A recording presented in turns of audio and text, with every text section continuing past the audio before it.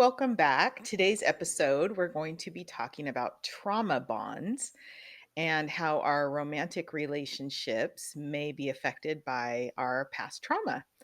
So, Lena, what Yes. are trauma bonds? Trauma bonds are it's a concept that came out of the addiction world. Dr. Patrick Carnes out of Arizona, he was working at the Meadows rehab facility, and he came up with the concept of trauma bonds. And trauma bonds, I'm echoing. Can you guys hear that? You can't? Sorry. Okay. Trauma bonds comes out of the work of Dr. Patrick Carnes, and he worked for years as a psychologist at the Meadows in Arizona, and it's a rehab facility. And he started to notice that a lot of the patients that he worked with would end up in really problematic relationships. And when he explored further, he realized that what was happening is when he explored when he explored further, he realized that what was happening is that these people were accidentally recreating some of the chaos of their childhood. And they were accidentally or inadvertently picking partners that mimicked an abusive parent. And there was no conscious awareness of this, but he started to pay attention to that. And that awareness has helped us understand some of why we choose the romantic partners that we do. And I think what's so interesting about this idea of trauma bonds is this is way before we knew about co regulation and mirror neurons. And so he identified a pattern that we now know is part of a physiological response as well. Yes, and I think we knew about mirror neurons, but I don't know that we understood exactly what role they play in terms of our, most significant relationships. That makes sense. Okay, so an example of a trauma bond would be I'm thinking of growing up in an abusive home and then perhaps just theoretically a violent home. Just kidding. Theoretically. Y'all know we grew up in a violent home. So, when I was growing up in an abusive home, I got sober, and then, when I got married the first time, I chose accidentally, without Mhm. any conscious awareness, a violent partner. And so what that looks like is it feels familiar and it feels comfortable.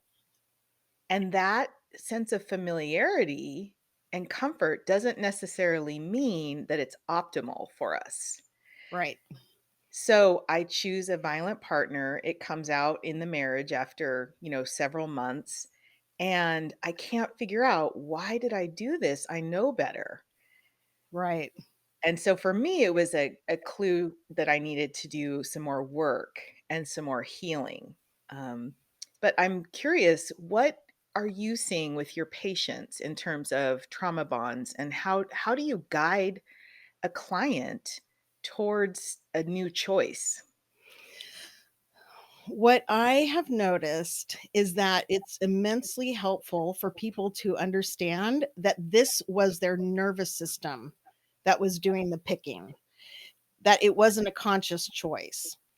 And one of the things that the brain does in order to feel better about how um, events happen is the brain thinks that if it blames itself, so if I'm at fault, then I can make sure it never happens again because I'm going to do a much better job next time.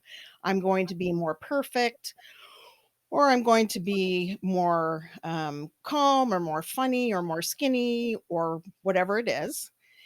And it's a way that the brain helps calm itself down after a difficult event. So when we have an understanding that we did not pick this on purpose, that it didn't come from a conscious or willful choice, then we can start understanding with compassion, self compassion, how we end up in these relationships. And when we when we realize that, instead of being mean and hypercritical of ourselves, we can then start being benevolently curious about why this felt so familiar and why we ended up in a relationship that may have mimicked something in our childhood that we swore we would never end up in.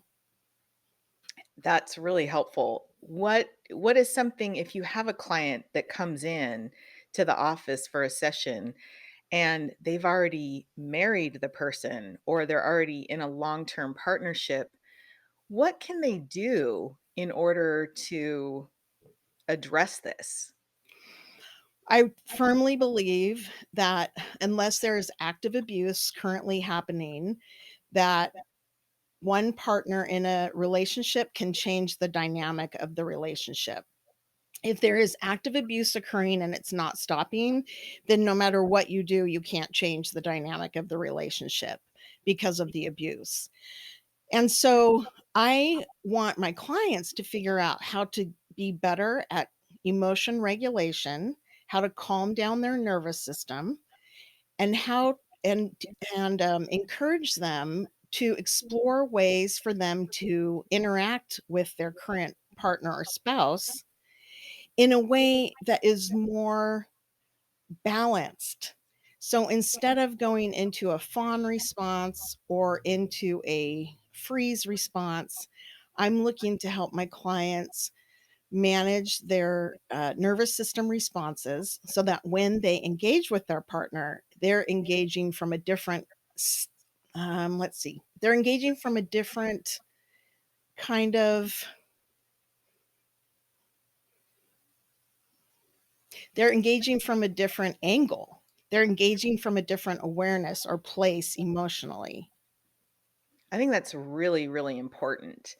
And I love that if there's not active abuse, the priority is to keep the relationship intact and to change the way that the connection is happening so that it's more optimal. What about someone like me who got into a marriage and then realized, "Oh my gosh, I accidentally just married the same dynamic and I'm actually not safe." What how would you handle that? Because I know how my therapist handled it when I started seeking help for that. What did your therapist suggest? Well, he actually had me start going to Weave, Women Escaping a Violent Mhm, Environment, and I was so insulted when he suggested it mhm. because